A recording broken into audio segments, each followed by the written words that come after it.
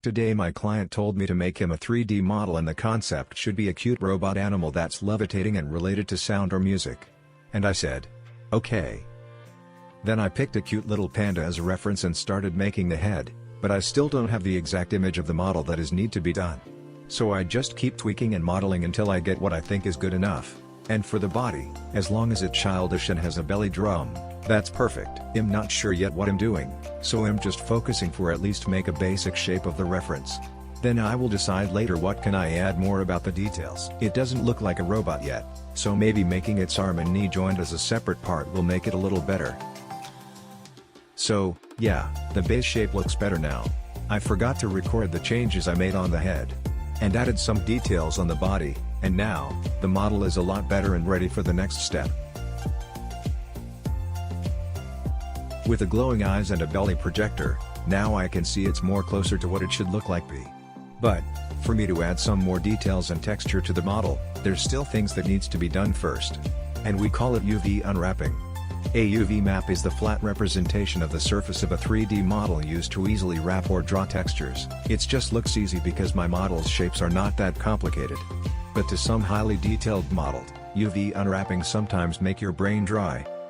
There is some ways or procedure to check if your model is properly unwrapped, but I'm confident enough to not be bothered of not doing it. And now I'm done unwrapping the model, I decided to draw a bump map to add some details to make it look better. Cause having these lines, for me it's necessary if you're making a robot model.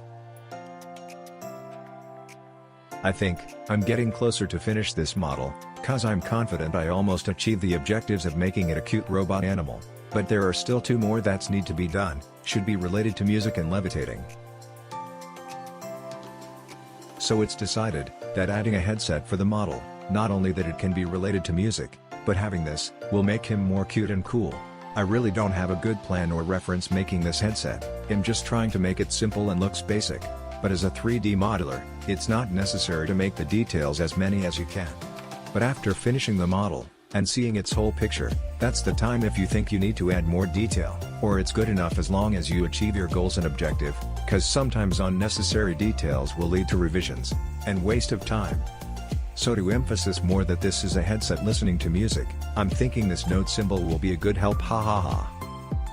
But I still think I need more visuals that's related to sounds, so maybe this sound waves is a good idea. So to animate this wave, the method I use is called shapes keys. Shape keys allow you to deform a single object into many new shapes that can be integrated into animation. Now, it's perfect. And it's time for rigging. In Blender, the process of rigging is basically like creating a skeleton for a 3D mesh where we can rotate and modify the bones in order to rotate the rest of the mesh. After finishing the setup of bones, next is weight painting. I can automatically assign weight to the mesh. But our model is a robot and its body parts obviously made of hard materials, so that can't be done, and needs to manually paint the weight. Okay, I think I successfully rigged the model and now ready for animation. The last objective that needs to be done is levitating, so our animation will only focus in making the model hover in the air. But I'm not satisfied yet to the color texture of the model, so maybe adding few more color details will work it out. I mostly use this method of painting when I'm trying to add color to my model. I called it black and white method. In Blender this method is very efficient, cause you can easily modify the colors when you need to, and no need to paint again.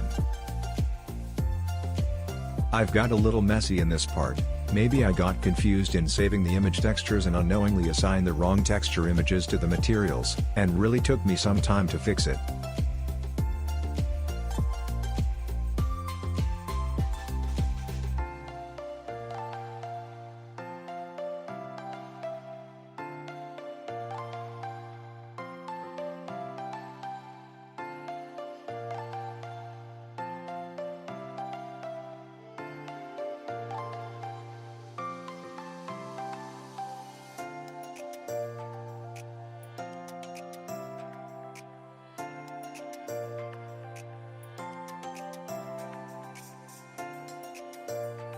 Okay.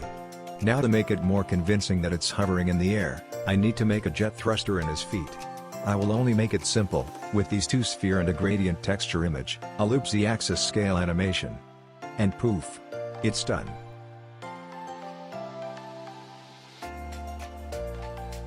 Here is the final result. Hope you like it. Thank you for watching.